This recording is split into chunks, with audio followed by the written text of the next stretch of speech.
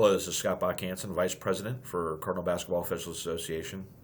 Today I'm going to share the role of the Vice President. For those that are with the association and are not sure exactly all the details that go into being the Vice President, and for also anybody that may be interested in becoming a member of Cardinal. So a little bit about me. I've been refereeing for 25 years. I've got roles as former Vice President in another association. I have a Board 12 as well as a rules interpreter. Member of rules committees. I've refereed 12 years of college basketball in Division II and III on the men's side. And I've been a member of the executive rating committee and a staff member for evaluation at the VHSL camp. Currently, I also hold the role of camp director for the Steve Gordon basketball officials camp. So some of the responsibilities, I have to chair the executive rating committee. This is an important committee that allows us to rate non-varsity and swing officials to be evaluated to potentially be moved up. We do this through our summer evaluation program where officials come out and they're evaluated by those members of the executive rating committee and then placed into an appropriate level of officiating for the commissioner to assign.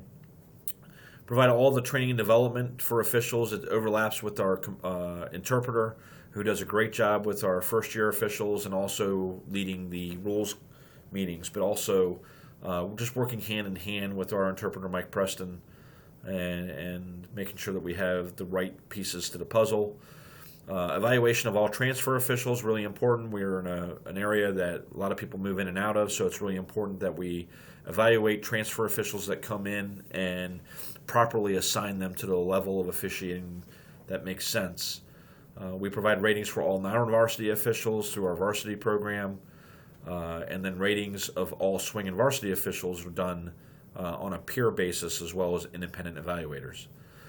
The recent add-on is the coordinator of Huddle, which is a game video service that allows us to get our games and be able to evaluate our calls and work with others to make sure that we are being a student of the games that we just worked. And the last thing here is leader. I think this is just really important to be a leader. Sometimes it's not popular to be the leader. Sometimes it's having to share tough information. But I think the really important piece is that we try to do it with dignity and respect for all members of this association. Supporting one another is really important. My goal is to make sure that we are supporting each official to achieve their goals, whether you want to be just the best JV official you can be, or varsity or state official or college official, whatever it is, to try to provide all the resources available. Coordinate the ERC to provide training and feedback is another piece to make sure that all officials have the opportunity to hear that voice. We're developing a mentor program that's being headed up by our non-varsity coordinator, Irv Green. Irv's agreed to help with our non-varsity group. This not only is a mentoring program, but it also provides feedback, growth areas, as well as any information on camps that might make sense for that individual official. Teach, educate, train, and develop is really the key components to the entire office of the Vice President, but just supporting to make sure that each official has the resources available to learn. And again, trying to create a culture that's positive and one that is strong in fellowship. We're always working to develop our own skills so that we can grow individually. But really, a lot of the reasons people stay in officiating for such a long time is because of the fellowship and the friendships that they develop. I think that's really important. I'll talk more about that at the end.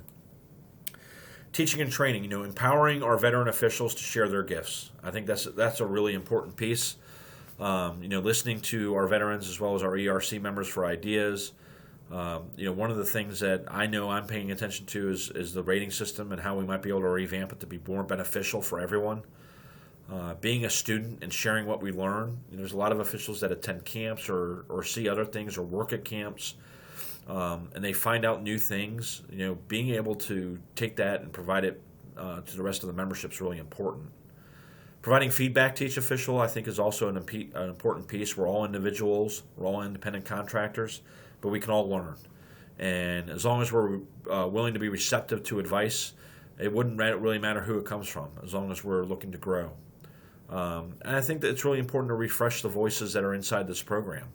Our ERC members can provide some really good feedback, but I also understand that sometimes hearing the same voices over and over again is tough. So we want to make sure that we don't become stale. We want to be able to switch people in and out and share ideas, because that's always an important piece to growth. And using Huddle, this is the new thing that we have. Finding game video, being able to take that game video and break it down yourself, or send it to somebody and ask them, "Hey, would you mind looking at this for me?" is a really, really important piece to how we develop our officials. The last thing I have here is just goals. I just want to make sure that I share this with you because I have goals, and one of the things is I want to make sure that everybody has the chance to grow and improve their skills. Doesn't matter what level you're at. I want to provide resources to every official so that you can't say, "Well, I didn't have a chance to have my game videoed."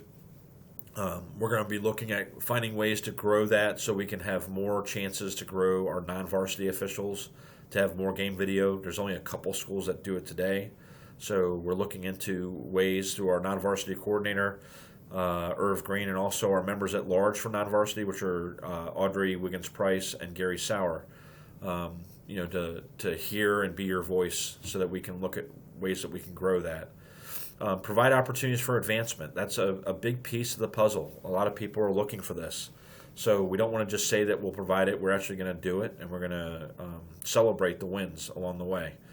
Empower our members to help each other. Having small groups is a great piece to the development of not only your skill set, but learning how others would handle situations, learning how others would be able to take control of situations, and then also just being able to help one another. So that's really important. Providing a bridge of communication between coaches and officials. This is something that coaches have really stressed and pushed.